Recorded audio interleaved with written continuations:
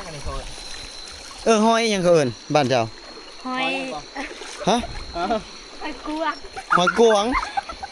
แม่แล้วกดน้ำแร่มันเห็นไหมแต่มันบ่แม่นหอยทรายเด้เนาะบ่เคยกินเลยบ่แม่นหอยทรายเด้เนาะหอยทรายน้อยกว่านี้เห็นบ่แหละนี่ครับคน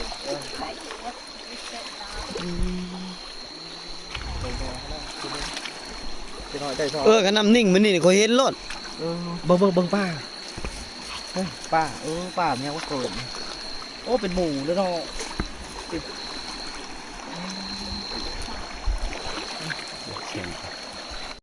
หลับเส้นทางนี้เนี่ยปกติถือว่าว่าเส้นทางนี้ถือว่าเป็นปกติอันนี้โฮจนูนเนาะโหจะนู่นจนูนมันส่วนอะไรนี่มันชวนอันนี้จะเห็นหน้าเห็นตาเนาะนี่ตะเบิ้ลทองจับปลาปีแล้วมันมาห้วยนี่บอกจะปลาน่ะปลานี่ห้ามเล่นต้องกินบ่ได้เขาได้แต่เบิ้งเด้อเป็นปลาฟังสงวนบ่แม่นฟังสงวนของเขาอ๋อฟังเสียงเขตอ่อนหอมหวานนี่ฟังอีกนึงจับบ่ได้เด้ป้าน้ำเย็นนี่ลิถ้าว่ามีงานไปเลยนี่สามารถเอากินได้ปะแต่ว่าต้องขอบ้านอนุญาตกินได้มีงานเขาจะ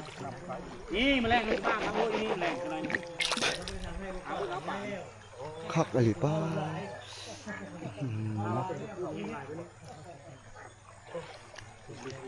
ว่าไงกับน้องป่าธรรมชาติเลยนะเนาะคนบ้านเฮาก็ทั้งหมดทั้งเมืองลงมาทั้งลงมาหน่วยราชการมาหญ้าฮอดนี่อยู่กินกับเพิ่นเอากินถ้าว่าบ่มีงานแล้วก็คืออนุรักษ์ไว้อยู่นี่ละเพิ่นเอาแต่ตัวใหญ่ๆตัวน้อยๆเพิ่นเอาไว้ให้มันขยายตัวเติบโตเกินปลาอย่างนี้อันนี้เขาเอิ้นปลาจาดก็เสียโบยปลาจาดปลาขะม่อมปลากระบอกมีเบิดอยู่นี่ใหญ่ใช่ไหมปลานี่ชอบฝ่ามือฮอดบ่เวลามีคนลงมาเอาโบเลยเมื่อเอาติดต่อหาเขาเจ้าไม่ได้นะติดกุญแจรถให้ได้เอาติดต่อหาเขาเจ้าไม่ได้แล้วก็เลยขาดการติดต่อสื่อสารเลยมีจักข่าวว่าน้องเขาแต่งงานมาเลยมีแต่ชาวน้อยเบิดเดี๋ยวนี้เนาะชาวน้อยคุณไม่เรื่องเยอะนะบุญกินแล้วเนาะบุญมีแล้วเนาะนี่มาหอดแล้วเด้อทุกคนเอ้ย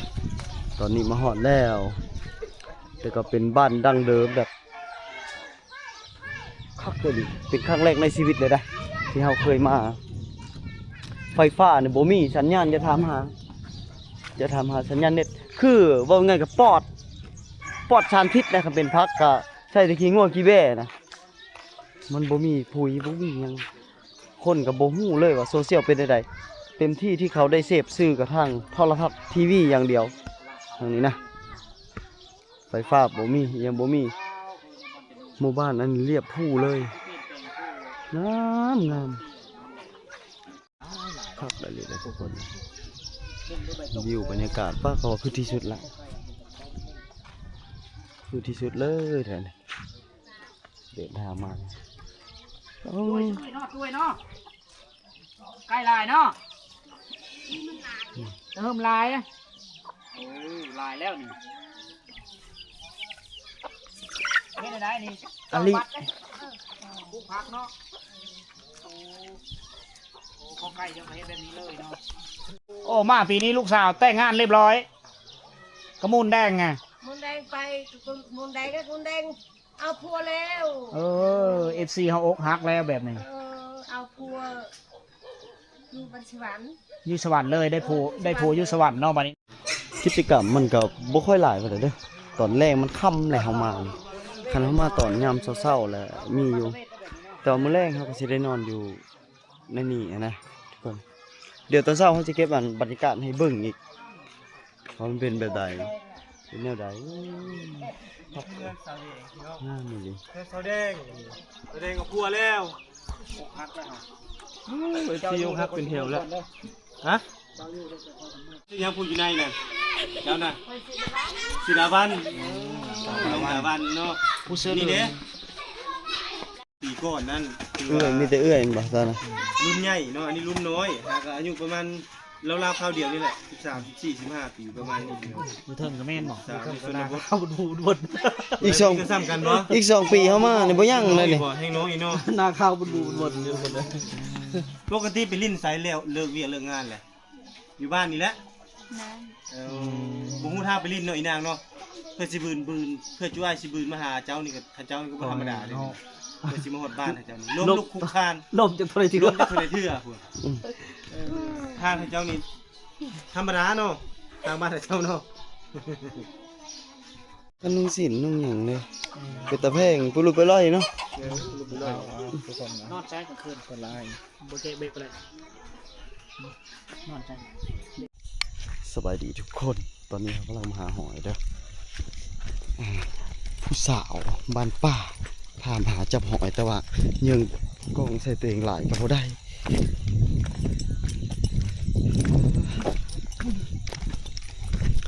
ค่อยๆไป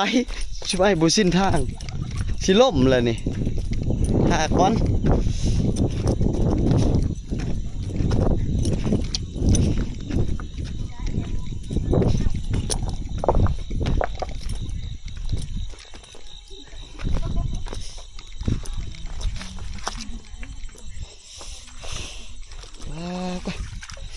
บรรยากาศนี่ฝนกระยิบเจ็ดลมบาดนี่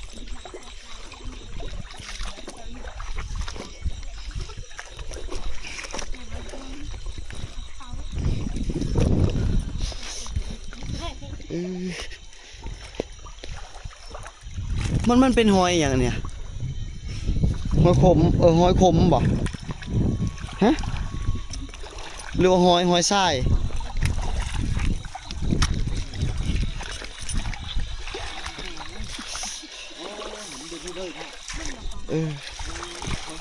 ใส่หน่วยเป็นไปได้ใส่ไอ้เบิ่งได้ดูใส่หน่วยมันน่ะใส่ไอ้เบิ่งได้เหรอเบิ่งเด้อใส่เบิ่งดูหอยบ่ไอ้เบิ่งเนี่ยหน่วยใหญ่เนาะใหญ่เลย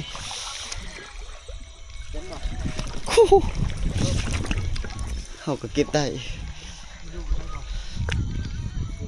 เจ้ามาเก็บตลอดบ่ แม่แล้ว เก็บมือแกงนี่ได้ขายบ่ เดี๋ยวไหน ได้ขายบ่เราบ่ได้ขายเลยบ่ได้ขายเนาะอ๋อหน่วยบักใหญ่เนาะ น่าจะได้วาง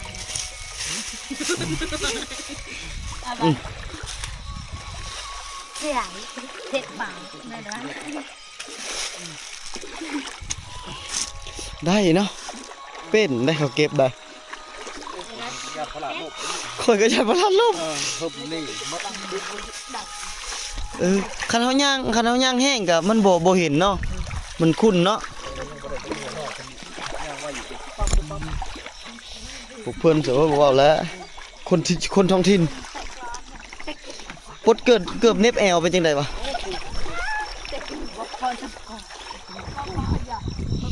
บ่อันผู้เสื้อเหลืองชื่อใดก่อฮะบ่ชื่อบ่ฮู้ชื่อใดก่อเทพวัน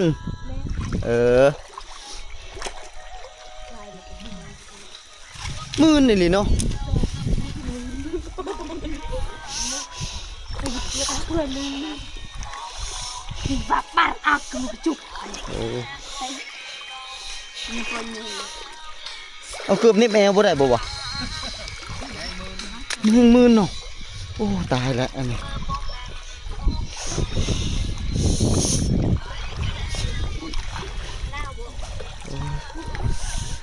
เอาแต่ละคนในซื้อนี่แหละสะฮะนางวัดผู้นี่ไหน นางไม้นางละไม้ แม่ก็เลยโอ้เสียดินกระปุก เช็ดลมเอาแล้วไปใส่ละ ยายให้เด็กมา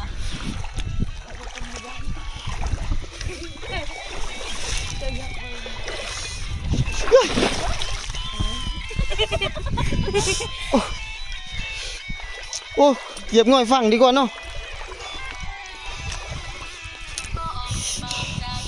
อันนี้เป็นผู้ถือบ่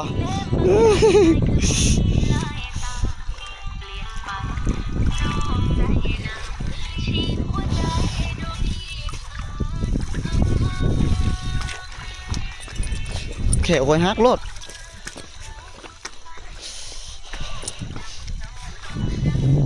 เอาบ่มาบ่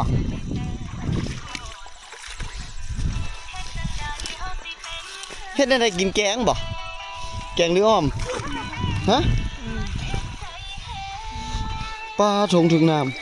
ำลงน้ำแล้วสิครับ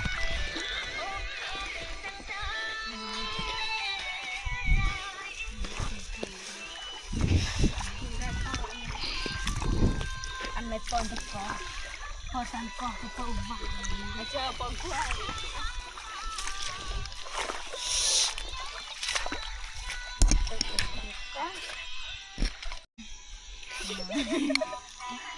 เป็นแบบนี้ได้วิธีการหาเซียนแล้วสำนำเซียนขนาดนุ่งสินยังไปง่ายๆหนึ่งเนาะ เข้าคุดแบบไปหาจับเอาแบบ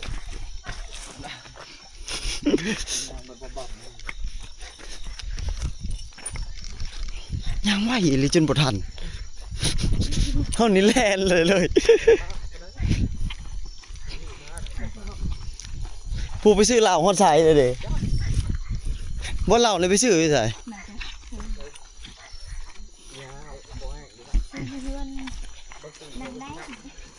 ต้มเหล้าขายบ่ให้เจ้าไปซื้อกันแล้วเนาะบ่เรื่องเหล้าเบิ่งนุ่งสินบ่กำลาม ยังไหวกว่า ก็ยังไหวกว่าเฮา เอาสิจงกันแบบยังบ่ได้ไหวจังครับ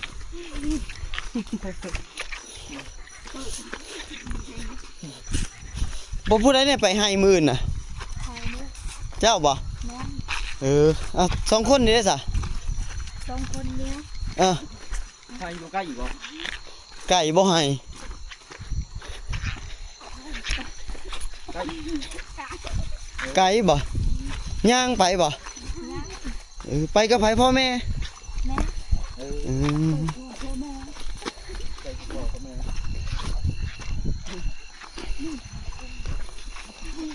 เล่นน้ำเขาบ่ได้ทันเด้อ เขายังทันอยู่ที่เจ้าไหวอยู่ดีเนาะ กาจะให้จริง โอเคเอา ดินดี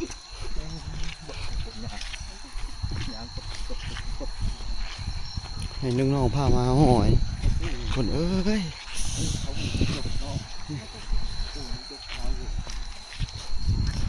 แบบนี้น่าจะย่างได้แต่มันเลิกมันบ่แบบนี้มันเลิกกว่ามันบ่น้ำ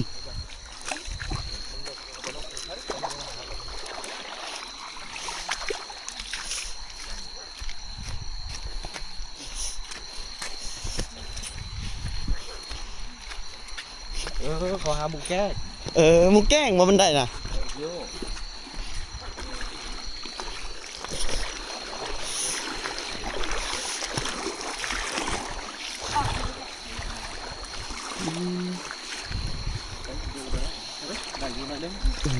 ค่อยได้อยู่มันหาหน่วยแหละ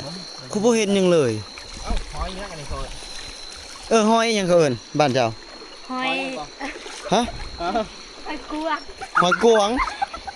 แม่แล้ว กดน้ำแร่มันเห็นไหม แต่มันบ่แม่นหอยทรายเด้เนาะ บ่เคยกินเลย บ่แม่นหอยทรายเด้เนาะ โอ้ หอยทรายน้อยกว่านี้เห็นบ่ ที่ซื้อให้ แหละในความคน ผู้นี่หาเก่ง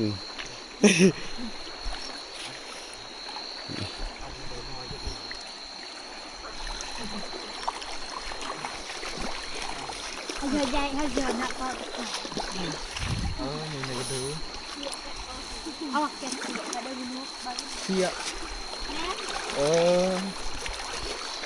ปลาไหลเนาะเชี่ยก็คือปลา เสียนี่ปลาอันบ่ แม่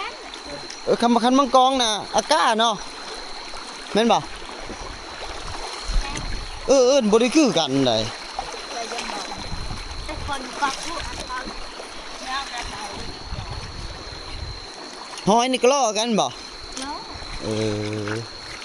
ว่าไปตรงกับเขา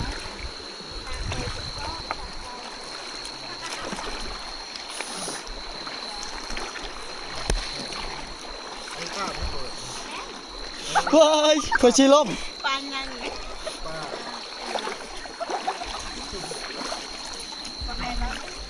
ข่อยได้อยู่2หน่วย3หน่วยแล้วข่อยเก็บน่ะคนแนมบ่เห็นเลยหอยมันอยู่แบบใด เพราะอย่าเบื่อจะหน่วยเลย ไหนครับ เขาเห็น เจ้านี่เป็นเนาะอีหยังอันนี้เบิ่งเด้อ จะคอยเจอดัก บ่ฮู้ ถ้าได้เอากระไรอย่าง จะ นี้ พูดจะเจ้า ลูกกบ แม่นบ่ก็กระไรกัน ลูกกบแม่นบ่ แม่น่ะ มันหน่อยพ่อ มันน้อย ลูกมันเยอะ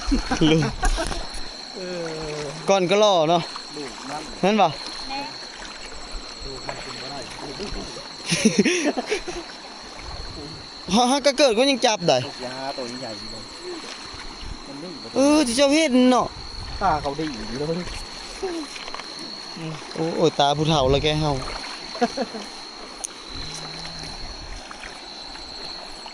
เก่งเลยเพราะว่า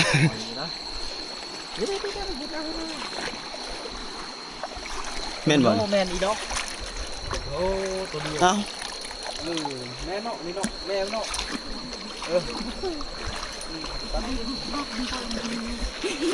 คือว่าแม่เดี๋ยวเราจะเอาไปอันไหนไป จะหน่อยได้ทอ ขนำนิ่งมันนี่ข่อยเห็นรถ เบิ่งป้าป้าป้าเนี่ยว่าเกิดโอ้เป็นหมูแล้วเนาะ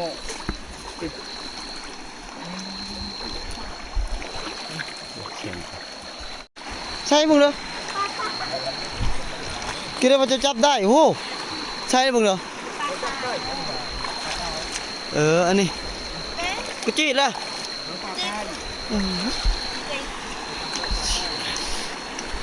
โคขอยันแขวขอหักเด้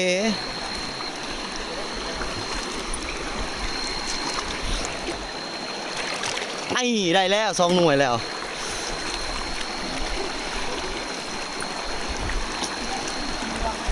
ถ้าผู้สาวติดผ่ามหาหอยส่วนเขามาหา แหล่เสริมอันไหนก็ ได้เนาะตามน้ำไหลเนาะ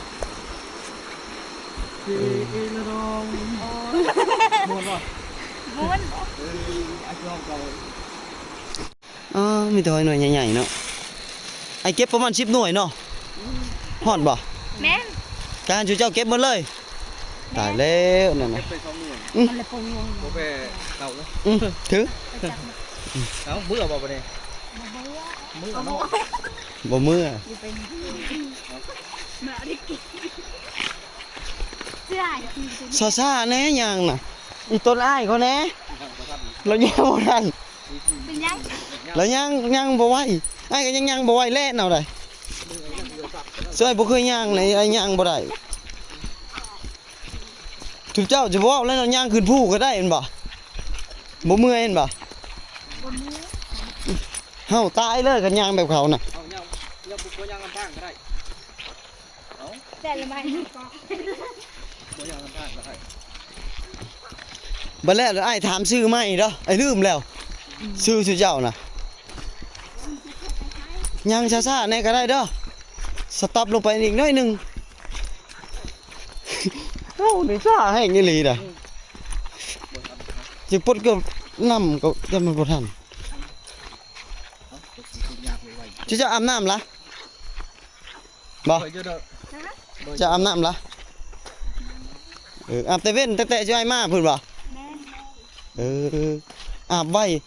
แต่งอยู่ครัวกินก็เป็นแม่นบ่สิเจ้าฮะแต่งอยู่ครัวกินแทนพ่อแทนแม่ก็ได้อีกแม่นบ่ ได้ ตำข้าวก็ตำบ่ แม่น ตำคู่มือบ่หรือว่าโดนๆตำเทื่อหนึง แม่น คู่มือ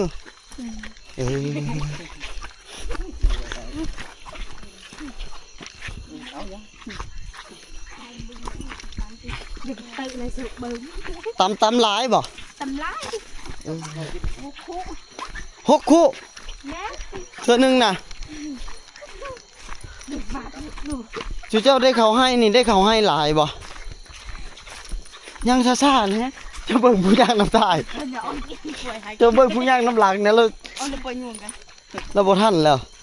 ก็เจ็บตีนได้ โอ้ยเจ้าก็สิย่าง เมื่อย ย่างก่อน เลือกกะลีจุเจ้ากับพ่อ ไปมันจะบ่เปรียบกัน อือ ย่าง บางทีใครแน่อันนี้จะบ่ อันนี้แลนด์เนาะคุณเจ้าคนย่างจริง ไหวนี่เจ้าเนาะบ่เมื่อยบ่ย่างไหวไปนี่ ดูมือถือถือกัน เฮ้ยไปอีกเขาเคยย่างบ่บ่คือเขาย่างเฮ็ดถือ สมมุติว่าสิไหวไปให้น้ำสมมุติว่าสิเจ้าปะเลยแม่นบ่ ทิ่มนั่นแหละ ทีมกลางทางไปแบบชุบอ้ายนี่5ชั่วโมงก็บ่ฮอดคือว่าเฮาบ่โดนๆไปเทื่อนึงเนาะ ทิ่มเลยนะครับไปย่างนำเขาไปให้ เขาเบิ่งตีนเฮาก็ฮู้แล้ว เขาเบิ่งบ้านเฮาย่างเขาก็ฮู้แล้วเฮาย่างบ่ได้ตามเรื่องก่อน ลืมมันแล้ว เริ่มละเขาจะไม่ดื้อถือคนก็บอกเขาไปดื้อ บอกจังเชื่อล่ะจนเมื่อยสิบอกแล้วบ่นาง บ่มือ ชื่อไหนเจ้า ไปซื้อดาวัน ดาวันเสื้อเหลืองนี่ได้จ้ะ ซื้อบับ อันนี้ได้ ซื้อละไม้ ผู้เล่นละไม อยู่นี่ ผู้นั้นได้จ้ะชื่อบัตร ซื้อบับ เจ้านี่ดาวัน แม่น เอิ้นถึกแล้วบัดนี้ เขาเลยย่างโคตรไทยอันนี้ น้องดาวัน อันนี้เนี่ยทางเขาไปใช่เนี่ย โคตรไทยอันนี้ ฮอดใส่แล้วนี่ พอดังละไม้ โคตรดังละไม้ ย่างช้าๆเนี่ยพอลูกอีกย่างธรรมดาหินขนาดใส่สินลำๆยังย่างไหว เป็นอาทิตย์ กำลังตี ทางใดทางเอาขึ้นเมื่อ ทางนี้ นั่นบ่เห็นลงเลยเด้เพิ่งจะไปยกไหวอีหลีกำลังตีนบ่นี่โอ้ยตีนพลิกแล้วเตะก้นหินล่ะไหวอีหลี